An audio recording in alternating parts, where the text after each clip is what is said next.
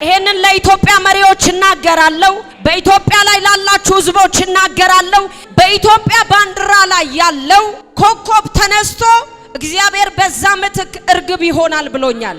የዛሬ 4 ዓመት እግዚአብሔር በራእይ አንድ ነገር አሳየ። ኮከቡ ላይ በኢትዮጵያ ህዝብና በምድሯ ላይ ባሉ የኢትዮጵያ ማንነቶች ላይ በጨለማው ዓለም የተገቡ አግሪመንቶችን አሳየኝ እና እነዚህ የተገቡ ኪዳኖች በዲመን ዓለም ላይ ኪዳኑ እንዲጸና ኮከቡ የኢትዮጵያ ባንዲራ ላይ ተቀምጧል። ይሄ ኪዳን የ666 መንፈስ በኦፊሻል መንፈስ የሚሰራበት ነው። ልክ ይሄ ኮከብ ሲነሳ ኪዳኑ ይፈርሳል አለኝ እግዚአብሔር። አሁን ኢትዮጵያ ውስጥ ያሉትን ትርምሶች ያመጣው የአውሬው መንግስት ነው። እግዚአብሔር እንደዚህ ብሎኛል፣ ይሄ ጦርነት የኔ ጦርነት ነው። ውጊያውን እግዚአብሔር ያሸንፋል። ለኢትዮጵያ እግዚአብሔር መዋጋት ይጀምራል። ኢትዮጵያ ይህንን የአውሬውን አጀንዳ ኖ በማለቷ የተነሱ ጦርነቶች ናቸው። እግዚአብሔር እንደዚህ ብሎኛል፣ ልክ ኮከቡ ተነስቶ እርግቡ ሲሆን በዘፍጥረት መጽሐፍ ላይ እንደምንመለከተው ኖ እሱና ቤተሰቡ የቀሩትም የተመረጡት እንስሳት ለመውጣታቸው ምልክት የሆነችው እርግብ ነች። እርግቧ ወጣ ይላል አይደለ? የለመለመም የወይራ ቅጠል ይዛ መጣች ይላል። ከዛም በኋላ ወጡ ነው የሚለው። እግዚአብሔር 2 ነገር አለኝ። በዚህ እርግብ ምክንያት 2 ነገር ይሆናል። የመጀመሪያው እውነተኛ ሰላም ወደ ምድሪቷ ይመጣል። ኢትዮጵያ ለዓለም የሰላም ምሳሌ ትሆናለች። ኢትዮጵያ እንደገና ሰላሟ ይመለሳል። ይሄ ኮከብ ተነስቶ ይሄ እርግብ በምድሪቷ ባንዲራ ላይ ሲቀመጥ እግዚአብሔር ዲመኒክ የሆኑ ቮይሶችን መሻር ይጀምራል። እግዚአብሔር በምድሪቷ ላይ የተገባውን የአውሬውን አጀንዳ ማፍረስ ይጀምራል። 2 ነገር ለኢትዮጵያ ሰላም መፍትሄ ነው። የመጀመሪያው ብሔራዊ እርቅና የንስሐ ጊዜ በእግዚአብሔር ፊት ማድረግ ከመሪዎች ጀምሮ እስከ ህዝቦቿ ድረስ እያንዳንዱ የኢትዮጵያ ዜጋ በእግዚአብሔር ፊት በምህረት ሊወድቅ ይገባል። ሁለተኛው በባንዲራዋ ላይ ያለው ኮከብ ሲነሳ እውነተኛ የኢትዮጵያ ሰላም ይመለሳል። እግዚአብሔር አምላካችን ሆይ ዛሬ እንደዚህ እንዳወራኸኝ እንደዚያው እናገራለሁ። ለኢትዮጵያ ሰላም ይሆናል እንዳልከኝ፣ ለኢትዮጵያ እረፍት ይሆናል እንዳልከኝ፣ የዚህ እረፍት ምልክት የእርግብ ምልክት ነው እንዳልክ፣ በዚህ ምክንያት 2 ነገር ይሆናል። የመጀመሪያው ኢትዮጵያ በእርግብ ምክንያት የዓለም የሰላም ምሳሌ ከተማ፣ የሰላም ምሳሌ ምድር ትሆናለች። ሁለተኛው ምድሪቷን መንፈስ ቅዱስ መምራት ይጀምራል። ኢየሱስ ክርስቶስም በዮርዳኖስ ሊጠመቅ በነበረበት ሰዓት ከሰማይ መንፈስ ቅዱስ እንደ እርግብ ሲወርድ አየሁ ይልና የምወደው ልጄ እርሱ ነው፣ እርሱን ምን በሉት። ኢትዮጵያ አሁን እግዚአብሔርን የምትሰማበት ጆሮ እግዚአብሔር ይፈልጋል። በፍጥነት የኢትዮጵያ መሪዎች ይህን እንድታረጉ እግዚአብሔር ይፈልጋል። ይሄ ኪዳን ሲፈርስ በኢትዮጵያ ምድር ላይ እግዚአብሔር ሰላምንና እረፍትን ያደርጋል። ሌላው እንደዚህ ይሆናል። ምድሪቷን ባላንስ ያሳጣ የአዶኔ ቤዜቅ መንፈስ ይያዛል። በመሳፍንት ምዕራፍ 1 ላይ አዶኔ ቤዜቅም ይላል 70 የእስራኤል ነገስታትን ቆማጣ አድርጎ ከፍርፋሪ በታች አበላቸው እንደነበር መጽሐፍ ቅዱሳችን ይነግረናል። ቅባት ይዛችሁ ፍርፋሪ ምትበሉ እግዚአብሔር ኪዳን ሰጥቷችሁ ጠላት ፍርፋሪ እያበላችሁ ያላችሁ ዛሬ የአዶኔ ቤዜቅ መንፈስ ከመመታቱ የተነሳ ምድሪቷ ከፍርፋሪ መንፈስ ትወጣለች። ምድሪቷ እግዚአብሔራዊ ካልሆነ ድምጽ ትወጣለች። ምድሪቷ ከጨለማው ድምጽ ትወጣለች። ምድሪቷ ከገለባ መንፈስ ትወጣለች። የአመፀኞች ኃይል መመታት ይጀምራል። የርኩሳን መናፍስቶች ኃይል መመታት ይጀምራል። የጨለማው ኃይል መመታት ይጀምራል። ሕያው ጌታ ምስክሬ ነው። ከዚህ መልእክት በኋላ ምድሪቷ ላይ ጉድ ኒውሶች ይበዛሉ። እግዚአብሔር እንደዚህ አለኝ፣ ልክ ዲክሌር ሲደረግ አለኝ ኪዳኑን አፍርሸዋለሁ አለኝ። መጽሐፍ ቅዱሳችን ሲናገር አዶኔ ቤዜቅን በቤዜቅ ያዙት ይልና የእጁንም የእግሩንም አውራጣት ቆረጡ ይላል። ከዛ አዶኔ ቤዜቅ አንድ ነገር አለ። እኔ አለ በገበታዬ ስር ፍርፋሪ የሚለቅሙ 70 ነገስታቶች ነበሩ። የእጃቸውንና የእግራቸውን አውራጣት ቆርጬ ተራ አድርጌያቸው ነበረ። ባላንስ አሳጥቻቸው ነበረ። እኔ እንዳደረኩ እግዚአብሔር አደረገብኝ አለ። ዛሬ በኢትዮጵያ ምድር ላይ ተደብቀው ምድሪቷ ላይ ቆማጣነትን ሊያመጡ እግዚአብሔር እንዲያለኝ አዶኔ ቤዜቅ ተያዘ። እግዚአብሔር እንደዚህ ያለኝ ለምድሪቷ ፈርዳለሁ። እግዚአብሔር ለኢትዮጵያ ይፈርዳል። እግዚአብሔር ለኢትዮጵያ ይፈርዳል። ለኢትዮጵያ ሊነጋ አቅላልቷል።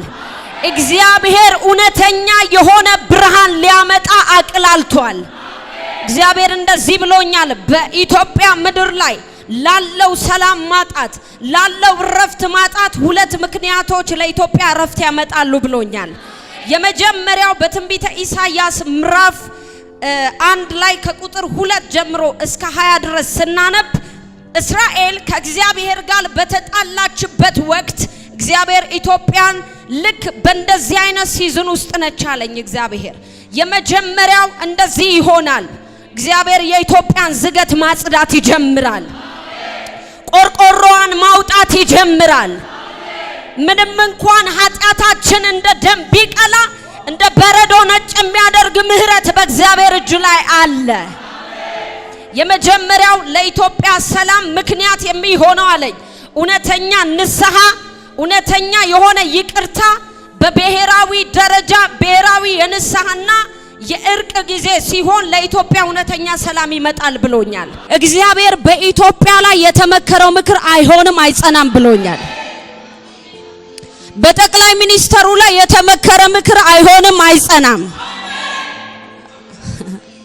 አንዳንድ ስለ ነገስታት ሲወራ ድምጽ የሚከሳ በነገራችን ላይ ስልጣን ከእግዚአብሔር ካልሆነ በቀር ከሌላ አይገኝም ይለናል መጽሐፍ ቅዱስ። ስለዚህ እግዚአብሔር አምላክ በምድሪቷ ላይ እግዚአብሔር ባስቀመጣቸው ሰዎች ላይ የሚነገር ዲሞኒክ ቮይስ ሁሉ በኢየሱስም ብሬክ አድርጌያለሁ። ስለ ሀገር ሲወራ የሚያኮርፉ ሰዎች አውቃለሁ፣ ፊታቸው የሚረዝም ሰዎች አውቃለሁ። የዲመን ፓርትነሮች ናቸው። እግዚአብሔር ለፐርሰን ከገደደው ኢን ዘ ኔሽን እንደ ሀገር እግዚአብሔር አምላክ የሚገደው አምላክ ነው።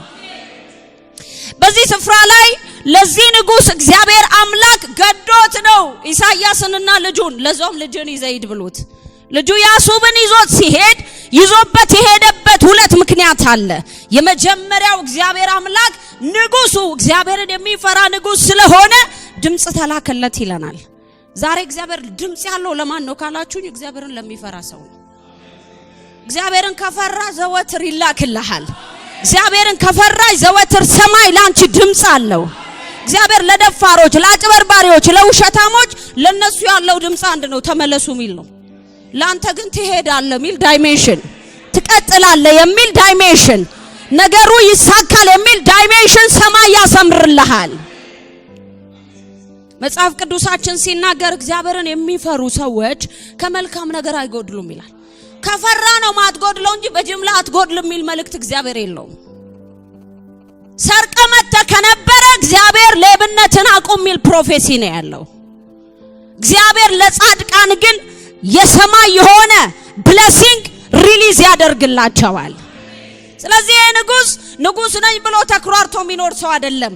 አምላኩን የሚፈራ ንጉስ ስለሆነ እግዚአብሔር አምላክ ውጊያው አለው የመጀመሪያ ካንተ ጋር ሳይሆን ከኔ ጋር ነው አለው። ይኸውላችሁ ለእግዚአብሔር ፕሮግራም ስትኖሩ የእናንተን ውጊያ ሰው አይዋጋላችሁም። አጠገባችሁ ያለ ትንሽ አቅም ያለው ሰው አይዋጋላችሁም። ለእናንተ ውጊያውን የሚዋጋው እግዚአብሔር ይሆናል ማለት ነው። ስለዚህ እግዚአብሔር እንዲህ አለ፣ ምንም ችግር የለም በለው አለው ንጉሱን። ጉዳዩ የኔና የጠላት ወገን ሆኗል። አንተና አስወጥቼ እኔ ስላንተ ዋጋለሁ አለው። ሁለተኛው እግዚአብሔር ውጊያው የኔና የዚህ የጠላት ወገን የሆነበት ምክንያት አንተ የኪዳን ሰው ስለሆንክ ነው ይለዋል። እግዚአብሔር እናንተ ውስጥ ኪዳን ካስቀመጠ ስለናንተ የሚዋጋው እግዚአብሔር ይሆናል። በነገራችን ላይ የኢሳይያስን መጽሐፍ ኢሳይያስ ሲጽፈው ኢየሱስ ክርስቶስ ከመወለዱ ከ750 ዓመት በፊት ነው የጻፈው። ሲጽፍ ግን ናው ያለ ነው የሚያወራን። ሕፃን ተወልዶልናል ወንድ ልጅም ተሰጥቶናል ይላል። አላየውም እኮ ኢየሱስን። እግዚአብሔር አምላክ የሩቅ ዘመኑን የሚያሳያቸው ሴትና ወንድ ልጆችን ማስነሳት ይጀምራል። የሩቅ ዘመን የቅርቡን የሚያዩ አይደሉም። የ1000 ዓመት፣ የ700 ዓመት፣ የ200 ዓመት፣ የ400 ዓመት የሚያዩ ማለት ነው። ትበላለህ ትጠጣለህ ከሚል ያለፈ ፕሮፌሲ እግዚአብሔር አለው። እሱን አያም እየበላ ስለሆነ እሱ ትንቢት አይደለም። የሰማይ ወፎች አይዘሩም አያጭዱም፣ የሰማዩ አባታቸው ይመግባቸዋል። አየህ ላንተ ግን ያለክ እንደሱ አይደለም። መጀመሪያ ጽድቄን መንግስቴን ምን በል ፈልግ ትበላለህ አላለም። መጀመሪያ ስትፈልግ ሌላው ምን ይልልሃል? ይጨመራል ማለት ዋና ከኔ ነኝ እያለክ ነው። ብዙ ሰው ቸርች ሲመጣ ወይም ወደ እግዚአብሔር መቅደስ ሲመጣ ችግሩን ይዞ ነው እንጂ ራሱን ይዞ አይመጣም። እግዚአብሔር ዛሬ ይሄን ካልፈታውማ በቃ የመጨረሻ ይላል። በነገራችን ላይ የመጨረሻ ብለው የመጡ ሰዎች የመጨረሻቸው ሊሆን ይችላል። እግዚአብሔር ችግር የለበትም። ነገር ግን ኢሳይያስ እግዚአብሔርን የፈራ አንድ ንጉስ ስላለ አለው እግዚአብሔር። የእግዚአብሔር ድምጽ ተላከለት ለነብዩ፣ ሂድና አንተና ልጅ ያለበት አድራሻ ይሄ ነው፣ ሂድና እንደዚህ በለው አለው። ለንጉሱ እንዲህ በለው፣ የመጀመሪያው ተጠበቅ። ተጠበቅ ማለት ተጠንቀቅ ነው ያለው። ጠነቀቃለሁ በሉ እስኪ።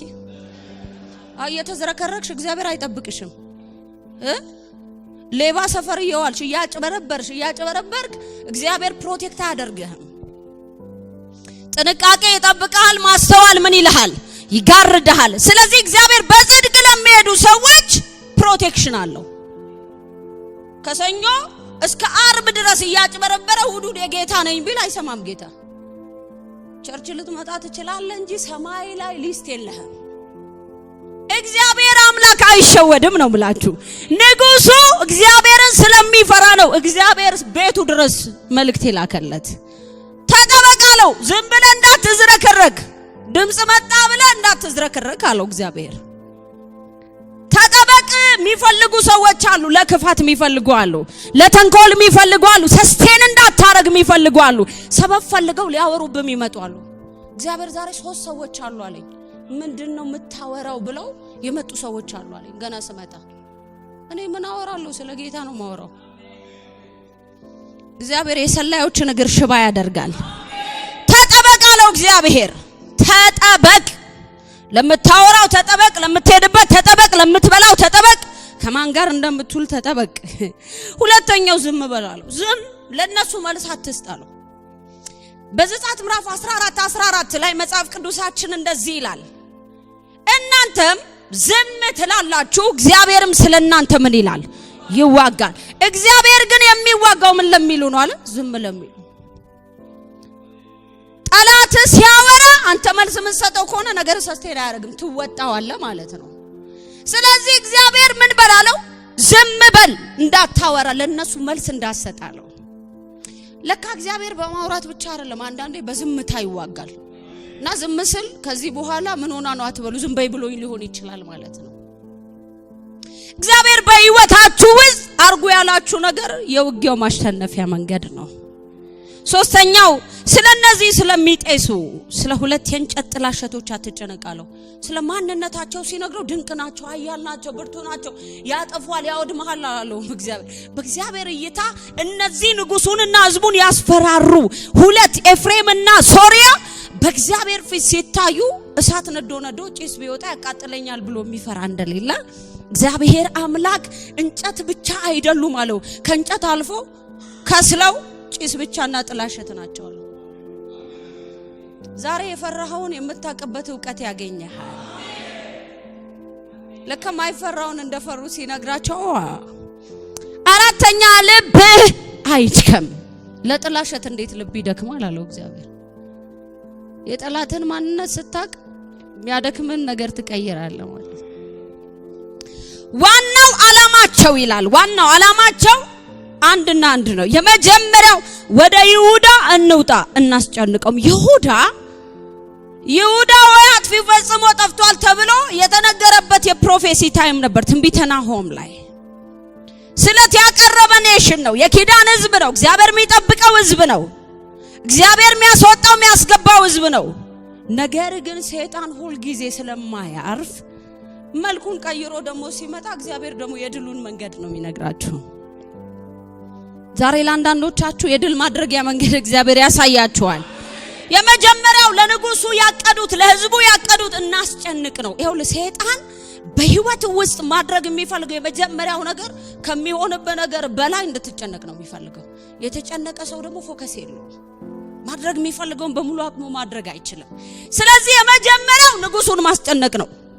ስራ እንደሌለው ሰው ማንከራተት ነው። ኃላፊነት እንደሌለው ሰው ግራ ማጋባት ነው። ዛሬ እግዚአብሔር የተላከባችሁን የጭንቀት መንፈስ ይመታዋል። ሁለተኛው እንስበረው ነው ሁለተኛው። ዛሬ አንድ ሰው ከመሰበር ይድናል። ትዳራችሁ ከመሰበር ይድናል። ፋይናንሳችሁ ከመሰበር ይድናል። አገልግሎታችሁ ከመሰበር ይድናል። ቅባታችሁ ከመሰበር ይድናል። ነፍስ መንፈሳችሁ ከመሰበር ይድናል። ልባችሁ ከመሰበር ይድናል። አዳነስተኪ ማህያዳሽ። ሶስተኛው ከጠላት ወገን እናንግስበት ነው። ከምን ወገን? ጠላቴ አይነግስም በሉ እስኪ። ጠላቴ ድል አያገኝም በሉ። እናንግስበት። የዋናው ፕላናቸው ሰውየው በሕጋዊ መንገድ ንጉስ የሆነ ነው። በእግዚአብሔር ዊል ማለት ነው። ከእግዚአብሔር ዊል የሆነ ሳይሆን ከፍቃዱ ውጭ የሆነ ሰው አምጥተን ምንም በልበት እናንግስበት። ዛሬ እግዚአብሔር አምላክ ክፉ ምክርን መገልበጥ ይጀምራል። በጥንቃቄ የተወሩ የክፋት ንግግሮችን እግዚአብሔር ተረጋግቶ ያፈርሳቸዋል። ክፉ ስለመከሩ ባለው ጌታ እግዚአብሔር እንዲህ ይላል፣ ይህ ምክር አይጸናምና አይሆንም። ተመክሯል። ምክሩ ቀላል አይደለም። እናስጨንቀው አለበት፣ እንስበረው አለበት፣ በቦታው እናንግስበት አለበት። ብዙ ፕላን አላቸው። አንደኛ ደረጃ ፕላን ባይሳካ ሁለተኛ ብለው ያስቀመጡት አለ። ሁለተኛ ካልተሳካ ሶስተኛ ብለው ያስቀመጡት አለ። ግን ሶስቱም አይሆንም አለ እግዚአብሔር። አሁን የሆኑ ሰዎችን እግዚአብሔር ከአንድም ከሁለትም ከሶስትም ፕላን ያስወጣቸዋል። ምን ማለት መሰለ? በህይወት ላይ ሰዎች ስትራቴጂክ ብቻ አይደለም እኮ ኢንቨስት አድርገውበት የመከሩትን ምክር እግዚአብሔር በአንድ ቃል ነው የሚያፈርሰው። ምክሩ አለ አይሆንምና አይጸናም። ከዛ እንደዚህ አለው፣ በጠላቱ ላይ የወጣውን ፍርድ ነገረው። የመጀመሪያው ይሰበራሉ አለው። አንተን እንስበራ አይደል ያሉት? እግዚአብሔር ቀይሮ ነው የሚሰብረው። ጻድቅ ከሆንክ ይኸውልህ ላንተ የተቆፈረ ጉድጓድ የጠላት መግቢያ ነው የሚሆነው። ላንቺ የተመከረ ክፉ ምክር ለጠላትሽ መጥፊያ ነው የሚሆነው። መጽሐፍ ቅዱሳችን ሲናገር እግዚአብሔር የቅኖችን መንገድ ያቀናል ይላል፣ የኃጢአተኞች መንገድ ግን ትጠፋለች። ለምን ሲባል እግዚአብሔር አምላክ ከጻድቁ ጋር አብሮ ስለሚራመድ። ስለዚህ እግዚአብሔር ምን አለ? እንሰብራለን ያሉት አንተን ነው፣ ግን እነሱ ይሰበራሉ አለው። እግዚአብሔር ጠላታችሁን መስበር ይጀምራል። መስደብ አላልኩም፣ መስበር ይጀምራል። እግዚአብሔር የስድብ ቃል የለውም፣ የሚሰብር ቃል ግን አለው። ይሰብራል። እግዚአብሔር ሲሰብር ደግሞ ቀና የሚል የለም። እግዚአብሔር ሲፈርድ ፍጻሜውን አስተካክሎ ነው የሚሰብረው።